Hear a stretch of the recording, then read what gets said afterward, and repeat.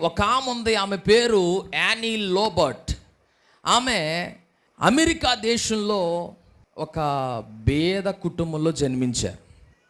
అయితే యానీ లోబర్ట్ అనేటటువంటి ఈమె పేద కుటుంబంలో జన్మించారేమో, చిన్నప్పుడే తన తల్లి కొంచెం దూరం అయిపోయారు. తండ్రి కూడా ఆమెను సరిగా పట్టించుకునేవాడు కాదు. ఆమెకేమో తండ్రితో ఉండాలి, తండ్రి ప్రేమకు సమీపంగా ఉండాలనుకుంటుంటే తండ్రి కూడా సరిగా ఆమెను పట్టించుకునేవాడు కాదంట. ఈ క్రమంలో ఆమె చదువుకుంటున్నటువంటి ప్రాంతంలో ఉన్న ఒక వ్యక్తి ప్రేమలో పడిపోయింది. ఇక్కడ ప్రేమ దొరక్క అక్కడ ఆ అబ్బాయి ప్రేమ గొప్పదనుకొని ఆ అబ్బాయి ప్రేమలో పడ్డారు. అయితే కొద్ది రోజులకి ఆ అబ్బాయి బాగానే ప్రేమించేవాడు కానీ, అన్నీ బాగానే మాట్లాడేవాడు కానీ, కొద్ది రోజులకి ఆ అబ్బాయి కూడా మోసం చేశాడు. తర్వాత ఏం తెలిసిందంటే, నన్నే కాదు నాకు లాంటి చాలామందిని ఆ అబ్బాయి మోసం చేశాడని ఆ అమ్మాయికి తెలిసింది. తెలిసి తట్టుకోలేకపోయింది, చాలా బాధతో ఉంది. ఇలా కాదని స్కూల్ అయిపోయింది, తర్వాత గ్రాడ్యుయేషన్ కూడా అయిపోయింది, అంటే డిగ్రీ కూడా అయిపోయింది. ఆమె అనుకున్నదే, నేను మంచి ఉద్యోగం సంపాదించుకోవాలి, నేను ప్రజలకి లోకుగా ఉండడానికి కారణం ఏంటంటే నాకు సరైన ధనం లేకపోవడమే. నా దగ్గర డబ్బు ఉంటే జనాలు నా దగ్గరికి వస్తారు, కాబట్టి నేను మంచి కారు కలిగి ఉండాలి, మంచి బంగళా కలిగి ఉండాలి, మంచి సంపద కలిగి ఉండాలి, అన్నీ నేను కాస్ట్లీగా కలిగి ఉండాలి అని అనుకుంది. సో వెరీ గుడ్, అంత బాగానే ఉంది. అయితే ఆమె అనుకున్న విషయం ఏంటంటే, ఒక జాబ్ చేస్తే ఇన్ని రావు, కాబట్టి ఒక జాబ్ చేస్తూ పార్ట్ టైం మళ్ళీ ఇంకో జాబ్ చేయాలి. అలా 3 జాబులు చేస్తే నాకు వచ్చే జీతంతో నేను ఇవన్నీ కలిగి ఉండగలుగుతాను అనుకోను. అయితే ఒకరోజు ఆలోచిస్తుంది, ఇలా అవ్వదో, ఇలా అయ్యేది పని కాదు అనుకొని, నేను ఎవరైనా ఒక డబ్బున్న ఆయన్ని పెళ్లి చేసుకుంటే అప్పుడు నాకు ఇవన్నీ వచ్చేస్తాయి అనుకుంది. డబ్బున్న ఆయన ఇప్పుడు ఎలాగ ఈవిని పెళ్లి చేసుకుంటాడని, డబ్బు ఉన్న వాళ్ళు పబ్బుల దగ్గరికి వెళ్తారు కదా అని ఆ పబ్బు దగ్గరికి వెళ్ళి టైం అంతా అక్కడ గడుపుతూ ఉండేది. అయితే అక్కడ కూడా పని అవ్వలేదు. అక్కడ ఒక స్నేహితురాలు పరిచయం అయింది. పరిచయం అయితే ఆమెతో తన బాధ అంతా చెప్పుకుంది. ఇది నా పరిస్థితి, నేను ఒక మంచి స్థితిలో ఉండాలని కోరుకుంటున్నాను, నాకు బాగా డబ్బు సంపాదించాలని ఉంది, బాగా ఎంజాయ్ చేయాలని ఉంది అని చెప్పింది. సరే, ఇలా చెప్పుకుంటా వెళితే ఆ అమ్మాయి అన్నదే కొంచెం చెడ్డ వ్యక్తి. ఆమె ఏమన్నదంటే, నువ్వు ఉద్యోగాలు చేస్తే ఎప్పుడుకి పెద్దదానివి అవుతావు, ఎప్పుడుకు గొప్పదానివి అవుతావు, ఇదిగో నేను చెప్పే పని చేస్తే నీకు చాలా తక్కువ టైంలోనే అన్నీ వచ్చేస్తాయని చెప్పింది. ఏంటి అని అడిగితే, ఏం లేదు, రేపు ఈ టైంకి బాగా రెడీ అయ్యిరా అని చెప్పింది. సరే అని వచ్చింది. వచ్చేటప్పటికి ఒక వేశ్య వృత్తిలోనికి ఆమెను లాగేసింది. ఆమె మొదట్లో భయపడింది, సిగ్గుపడింది.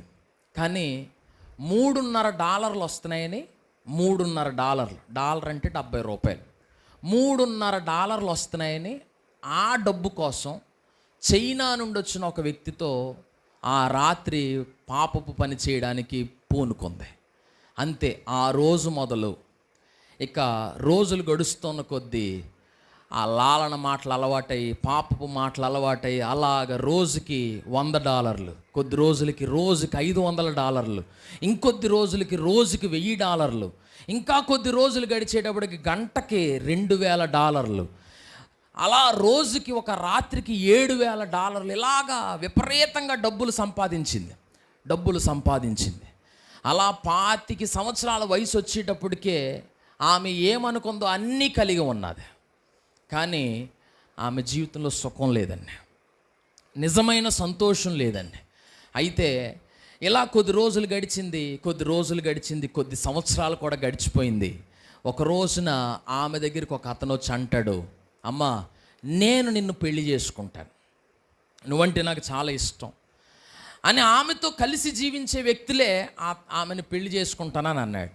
సరే, ముందు కాదన్నది, కానీ మొత్తానికి ప్రేమ చూపిస్తానన్నాడు కాబట్టి ప్రేమించి మొత్తానికి పెళ్లి చేసుకుంది.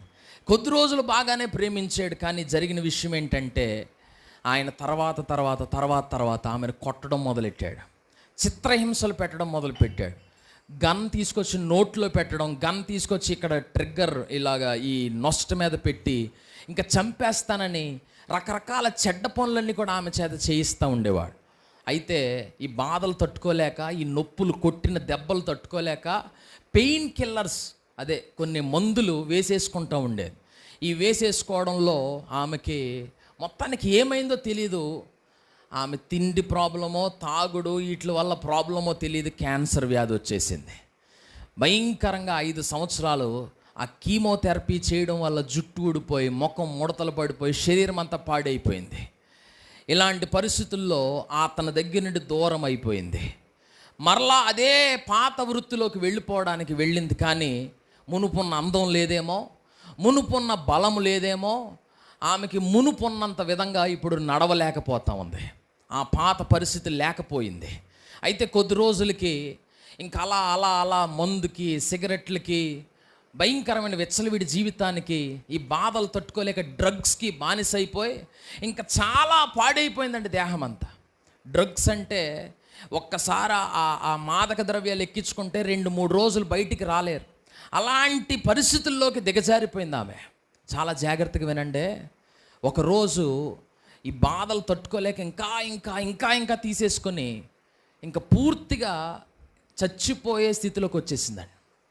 రోడ్డు మీద ఉంది, ఇంకా కళ్ళు మూసేసుకొని ఇంకా చనిపోతుంది అన్నమాట. ఆ టైంలో చివర్లో ఎప్పుడో ఎవరో చెప్పిన సువార్త మాట జ్ఞాపకం వచ్చిందండి. ఎప్పుడో ఎవరో చెప్పిన ఒక సువార్త మాట గుర్తొచ్చి ఆమె ఇలా ప్రార్థన చేయడం మొదలెట్టింది. యేసు ప్రభువా, నీ గురించి ఎప్పుడో చెప్తే విన్నాను, ఎవరో చెప్తే విన్నాను, నువ్వు ఉన్నావో లేదో కూడా నాకు తెలీదు. యేసు ప్రభువా, నువ్వు సహాయం చేయకపోతే ఇంకా నాకు సహాయం చేసేవాళ్ళు ఎవరో లేరు అనుకుంటా అలా కళ్ళు మూసేసుకుంది. చచ్చిపోయిందేమో అనుకుంది. ఈ లోపలనే అంబులెన్స్ వచ్చింది. ఎవరో ఇక్కడ ఉన్నారని తీసుకుని హాస్పిటల్లో జాయిన్ చేశారు. హాస్పిటల్ బెడ్ మీద ఉంది. అక్కడున్న కొంతమంది మాట్లాడుకుంటుండగా ఈమెకి స్పృహ వచ్చింది.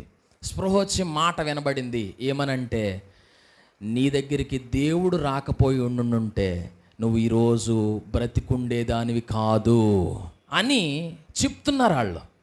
ఆ టైంలో వెంటనే ప్రభువు దర్శనం ఆమె కలుగుతుంది.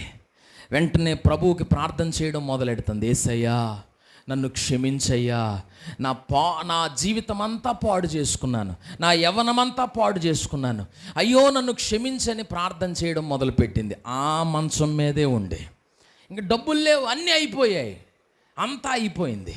అలాంటి పరిస్థితుల్లో ఈమె ప్రభువుని నమ్ముకోవాలని ఇంకా పూర్తిగా నిర్ణయం తీసుకుంది. ఆ పాత జీవితం వదిలేద్దామని నిర్ణయం తీసుకుంది. జరిగిన అద్భుతం ఏంటంటే, మరలా మామూలు మనిషిగా అయిపోయింది. మామూలు మనిషిగా అయిపోయింది. ఇప్పుడు ఈమె మందిరానికి వెళ్ళాలి. ఈమె ఇప్పుడు వరకు ఆ ఊర్లో వేశ్య. 3 ప్రాంతాల్లో భయంకరంగా ఇంక అందరికీ తెలిసిపోయింది అన్నమాట ఈవిడ చేసే ఈ పాడు పని అంతా. మందిరానికి వెళ్తే ఎక్కడ నన్ను చిన్న చూపు చూస్తారని ఇంటి దగ్గరే ఉండి బైబిల్ చదువుతూ, ఇంటి దగ్గరే ఉండి ప్రార్థన చేసుకుంటూ, ఇంటి దగ్గరే ఉండి కన్నీటితో అలాగా దేవునికి గోజాడడం మొదలుపెట్టింది. నమ్మండి దేవుని బిడ్డలారా, ప్రభు చేసిన అద్భుతమైన కార్యం ఏంటంటే పరిశుద్ధాత్ముడు ఆవిడని దర్శించాడు. హల్లెలూయా. పరిశుద్ధాత్ముడు ఆమెను దర్శించి ఆమెతో చెప్పిన మాటలు ఏంటో తెలుసా? ఒకరోజు ఆమెకి దర్శించి ఆమెతో మాట్లాడుతున్నటువంటి మాట, అని నీవు అందమైన దానవు అని. ఆమె పేరు అని. నువ్వు అందమైన దానవు, నువ్వు ఎన్నుకోబడిన దానవు, నువ్వు ఏర్పరచబడిన దానవు, నిన్ను నేను పవిత్రపరిచాను, నీవు నా కొరకు పరిశుద్ధమైన పాత్రగా చేయబడ్డావు, నాలో పరిశుద్ధమైన కన్యకగా మార్చబడ్డావు. హల్లెలూయా. బయట చాలా పాపిష్టి బ్రతుకు కదా, బయట బాగా నీచమైన బ్రతుకు కదా, అందరూ పాడు చేసేసిన బ్రతుకు కదా, అంతా పాడు చేసేసుకున్న బ్రతుకు కదా. మందుకు అలవాటైపోయింది, సిగరెట్లకు అలవాటైపోయింది, డ్రగ్స్కి అలవాటైపోయింది, రోజుకొకడితో విచ్చలవిడిగా బ్రతుకుతుంది. ఇలాంటి బ్రతుకుతున్నటువంటి ఆమె యేసయ్యకి తన జీవితాన్ని అప్పగించాక యేసయ్య ఏమన్నాడు? నువ్వు నా దృష్టిలో పరిశుద్ధమైన వ్యక్తివి. ఎందుకు ఇలా చెప్తున్నాడు? యేసు రక్తము ఎలాంటి ఘోర పాపినైనా పవిత్రులుగా మార్చగలుగుతుంది. స్తోత్రం కలుగునుగాక. ఎంత అపవిత్రంగా అయిపోయినా, ఎంత దుష్టంగా బ్రతుకుతున్నా, ఎంత నీచంగా ఇప్పటి వరకు బ్రతికినా, ఒక్కసారి యేసు ప్రభు దగ్గరికి ఒక్కసారి వస్తే ఆ పాత రోత బ్రతుకుని తొలగించి పరిశుద్ధమైన జీవితాన్ని అనుగ్రహించగలుగుతాడు ఆయన. ఆమేన్.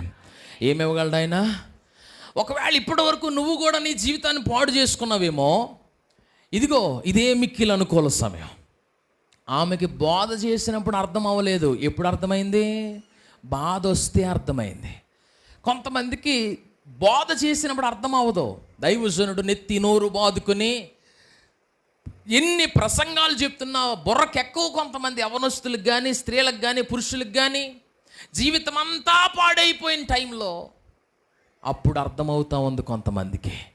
దేవుని బిడ్డలారా, ఏమో ఆమెకు అవకాశం ఇవ్వబడింది, నీకు మళ్ళా ఇలాంటి అవకాశం వస్తుందో రాదో. కనుక గమనించండి, ఇప్పుడు ప్రభు మరలా ఆమెతో మాట్లాడుతున్నాడు. నమ్మకంగా మందిరాన్ని వెంబడిస్తున్నారంట. ఎవరేమనుకుంటే నాకెందుకులే, ప్రభువు నన్ను దర్శించాడు కదా అనుకుని నమ్మకంగా మందిరాన్ని వెంబడించడం ప్రారంభించింది. చక్కగా దేవుని సన్నిధిలో కొనసాగుతున్న దేవుడు ఒకరోజు మాట్లాడుతున్నాడంట. ఏమన్నా తెలుసా? యానీ లోబోట్, నువ్వు మరలా ఆ పాత స్థితిలోకి నువ్వు రావాలి. ఏంటి ప్రభు ఆ పాత స్థిత అంటే? పాపిలాగా కాదు, పాపములో ఉండమని కాదు, ఆ పాత వాళ్ళ దగ్గరికి నువ్వు వెళ్ళాలి. నీకులాగే పాపపు వృత్తిలో ఒకప్పుడు ఉన్న నీకులాగే ఉన్నవాళ్ళు చాలామంది ప్రాంతాల్లో ఉన్నారు. అలాంటి వాళ్ళందరినీ నా కొరకు సంపాదించాలి అని ప్రభు ఆమెతో మాట్లాడితే 2005వ సంవత్సరంలో హోకర్స్ ఫర్ జీసస్ అనే ఒక పరిచర్య ప్రారంభించింది. హోకర్స్ అంటే వ్యభిచారులు, అంటే వేశ్యలు, సెక్స్ వర్కర్స్, పోర్నోగ్రఫీ, ప్రాస్టిట్యూట్స్, ఈ విధానంలో ఉండేటటువంటి వాళ్ళ దగ్గరికి వెళ్ళి సేవ చేయమంటే ప్రభు అలాగే అని కంకణం కట్టుకుందండి ప్రభు కొరకు. మరలా తను వెనక్కి వెళ్ళిపోలేదు.